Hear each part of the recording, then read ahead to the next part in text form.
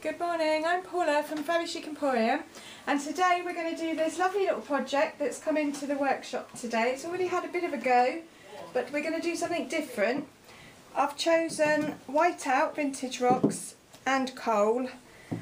We're going to use some crackle, and I'm going to use an IOD transfer that I've got left over. I'll show you what I'm going to do with that when we get to it. So the first stage is to do an all over coat, plain coat of the grey. So I'll come back to you when we've done that.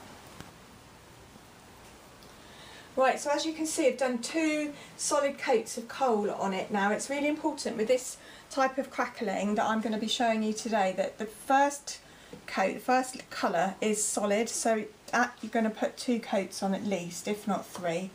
I'm now going to put the crackle on, literally with a brush.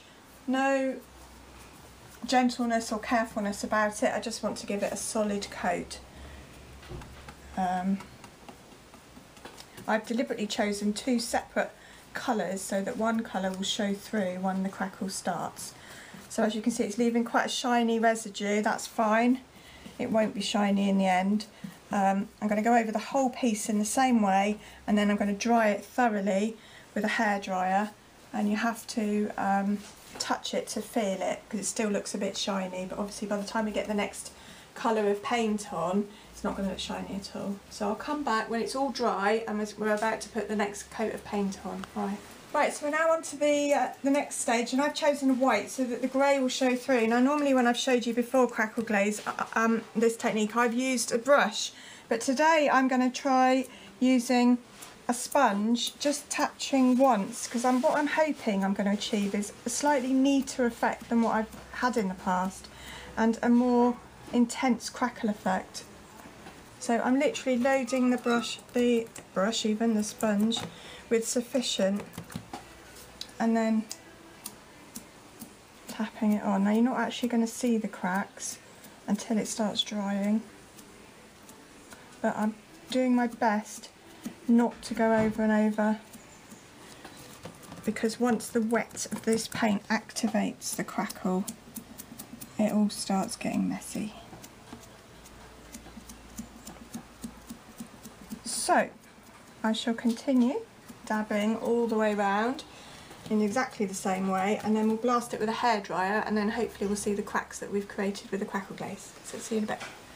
Right, so I've sponged everywhere, and I'm now using just a little brush to do the areas that I couldn't get sponge in too easily. I never worry about masking off mirrors because it comes off, chips off so easily afterwards. So I don't worry about the mess that I make on that. It takes more time to mask. So I'm literally just very gently filling in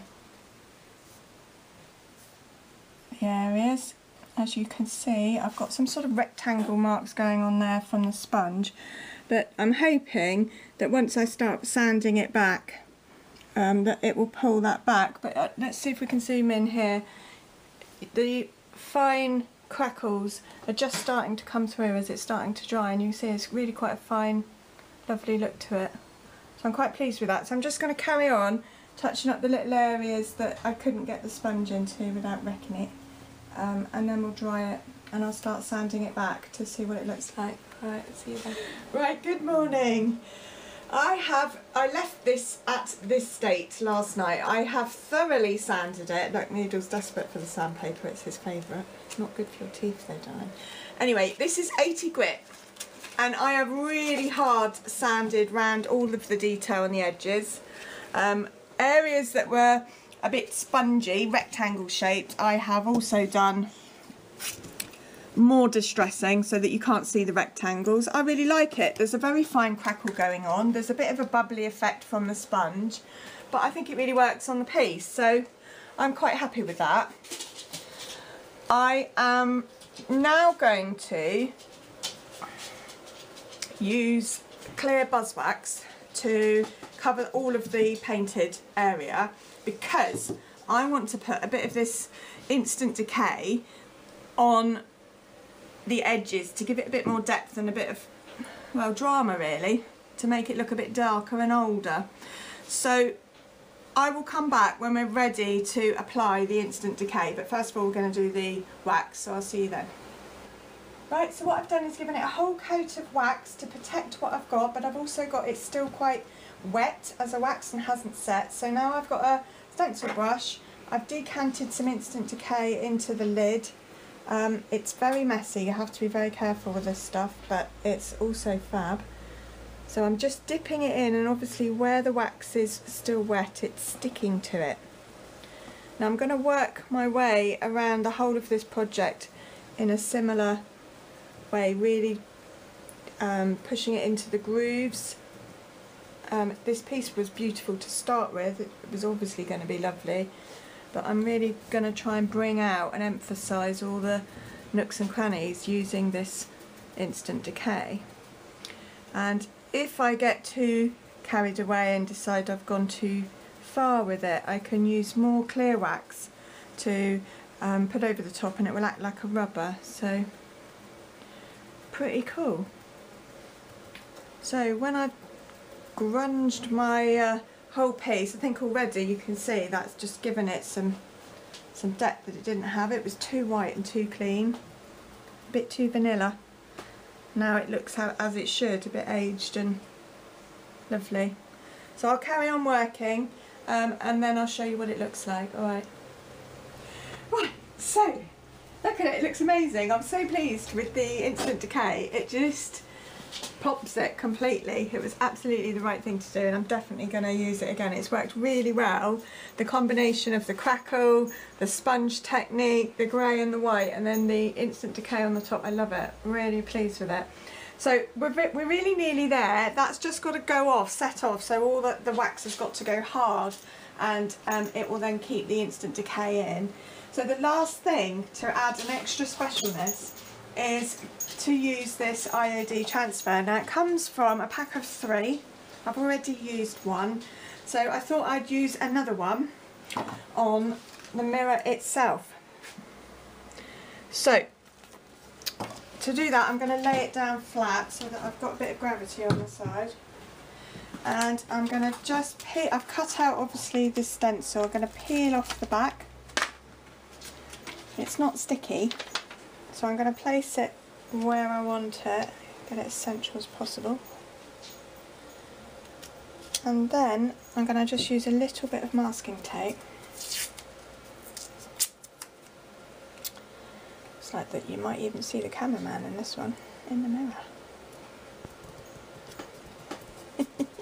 Shaking my head, so obviously not.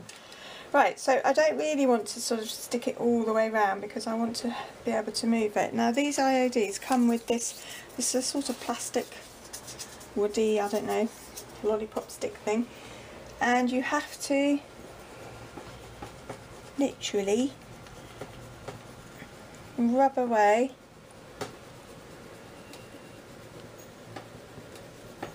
on top of the transfer, and then you can peel back. Now you can see some of it has come off and some of it hasn't, so I'm going to put it back down and rub it a bit more.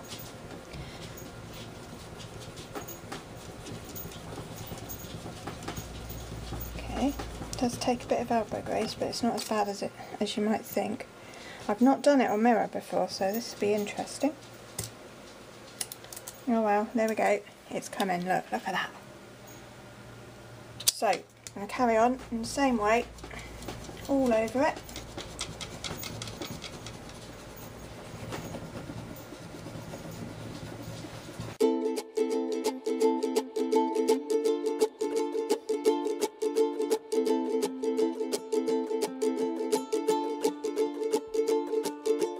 Angels watching over me with smiles upon their face, 'cause I have made it through this far in an unforgiving place.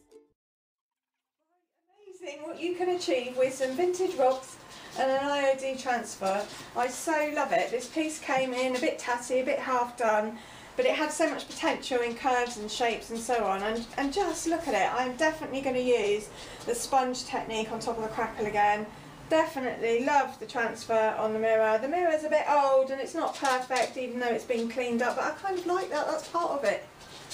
So here we are, another item for sale at Chic Emporium, so come on down and buy it. In the meantime, have a go at these techniques because they're so much fun, and keep watching. I'll see you the next time. Thank you very much.